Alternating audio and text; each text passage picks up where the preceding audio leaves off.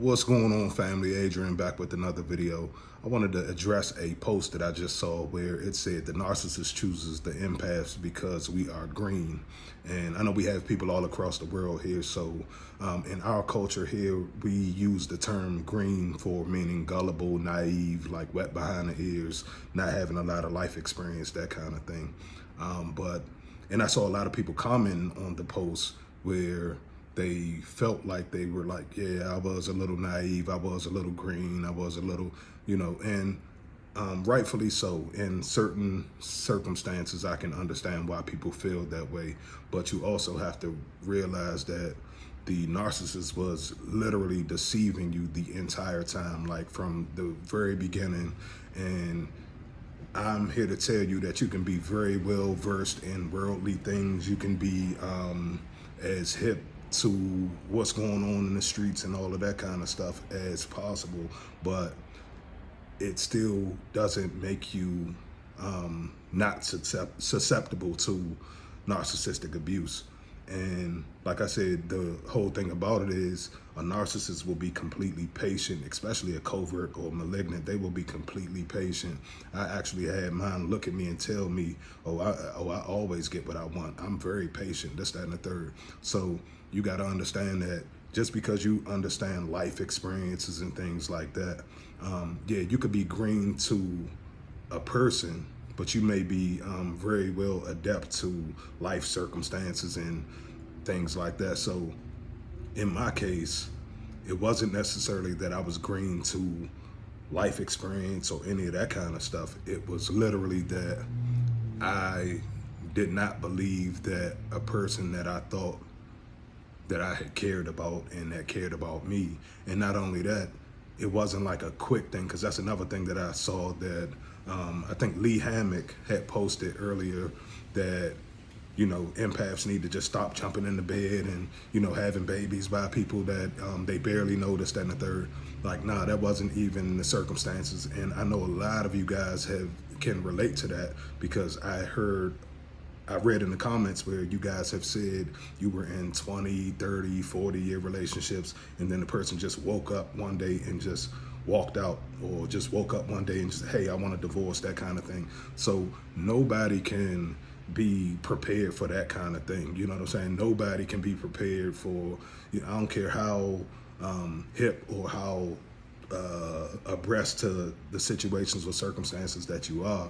Like, nobody is going to be prepared for somebody that they have woke up with and went to sleep with for 20, 30, 40 plus years.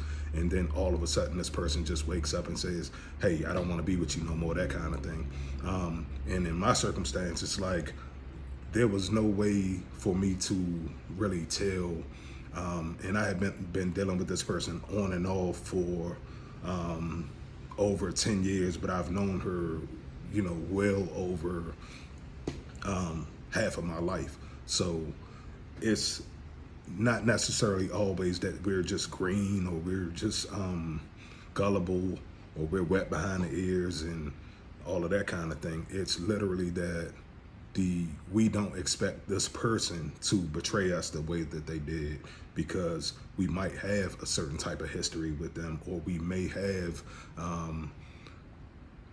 a certain type of relationship with them that you didn't think that was just gonna go left like that. So yeah, you can be very green to a person because you don't think that a person is gonna move how they move. You don't think that a person is gonna just end up being the trash that they became to be, especially when they presented themselves like they're wearing a mask. So when they present themselves as one thing and that's all you're seeing and that's all they're allowing you to see, then that's kind of like the cheat code, because it's like you're not really seeing the real them off the break. And if you had saw the real them off the break, then we would have addressed the situation accordingly. So it's not necessarily that we are green, it's the fact that y'all are deceiving us. Like, that's, you know what I'm saying? You are lying and cheating and stealing and sneaking around and doing all of that kind of stuff behind your back. It's not that we don't understand lying, cheating, stealing, and all of that kind of stuff. We understand it just as well as you guys do. But the thing about it is we just didn't believe that a person that we cared so much about, or that cared so much about us, or at least acted like they did, would cross those type of lines and cross those types of boundaries. So that's my video, y'all. I just wanted to drop that video because I saw a lot of people commenting saying that, yeah, they felt like they were naive, or they felt like they were gullible, and this, that, and the third. But I want you guys to stop being so hard on yourself, because the narcissist tricked you. It's the devil uses deception, and the narcissist tricked you the whole time. So stop being completely hard on yourself. It's not your fault that this happened. I know a lot of people say, oh yeah, you gotta address your childhood wounds and this, that, and the third. And I definitely agree with that. And I definitely believe that there's some things about us that we need to address and clean up and all of that kind of stuff. But at the end of the day, we just have to realize that it's not our fault, man. Salute to the family, man. My son just woke up. I gotta go get him. I love you guys. I'll talk to you guys later.